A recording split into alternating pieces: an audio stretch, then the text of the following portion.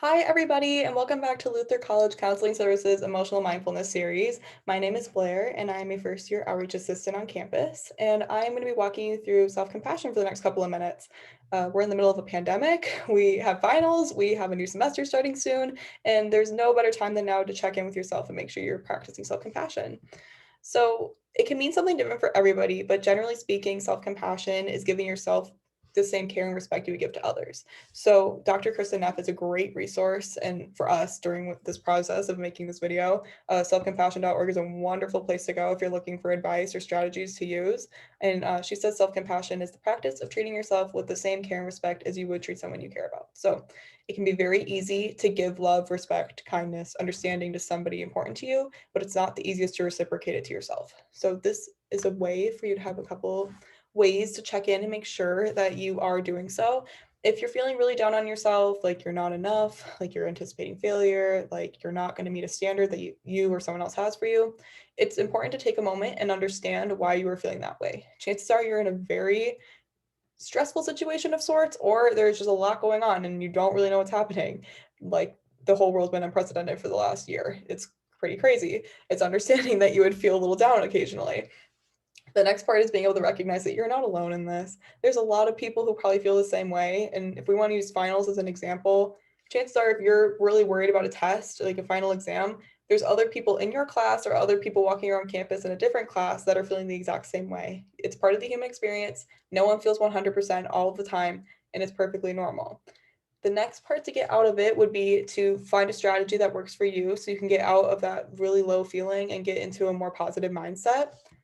A common strategy that people use, and this is so easy to work into your everyday life, and it really keeps you in check if you want to start incorporating more self-compassion into your life, is first of all, much like the three-step approach, identifying what conditions you're experiencing that may be causing a problem for you, and then imagining a loved one in your life that if they were coming to you with the same situation, what would you tell them and apply it to yourself?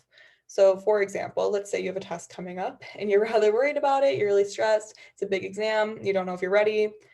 It can be very easy to feel like you're not enough, like you're going to fail the test, like there's no point, you're not going to meet the standard you have.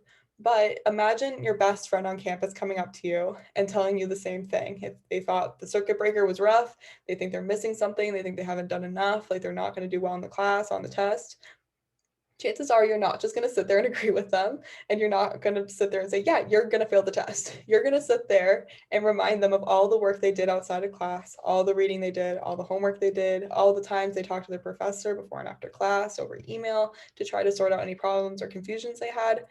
And you're going to tell them you're going to do amazing on the test.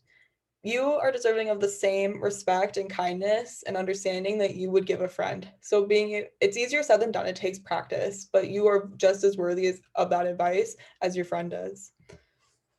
Now, a common misconception or misunderstanding that happens with self-compassion is that it is the same thing as self-pity. The main difference is that because they are rather similar in the beginning, but self-pity is a stagnant thing and self-compassion gives you an opportunity to grow. So in self-pity, you would never, that sounds so aggressive. You wouldn't take the time to sit and understand why you're feeling how you're feeling, and you would feel alone, you'd feel isolated, and you wouldn't look for a way to change your mindset. Whereas with self-compassion, you're going to take the time and understand why you're feeling how you're feeling, recognize you're not alone and that there are people who go through the same thing and that there are ways to make yourself feel better at the end of the day. This was a very quick run through. So there are lots of resources on Luther College Counseling Services webpage and on their social media sites. And selfcompassion.org is also a wonderful resource to check out if you're looking for information. Again, Dr. Kristen Neff, she's amazing. She really knows what she's talking about and her strategies work for a lot of people. So if you have any questions, feel free to reach out to counseling, book an appointment, find an outreach assistant on campus. There's a few of us floating around. Otherwise, best of luck in your new semester. And that is it. Bye.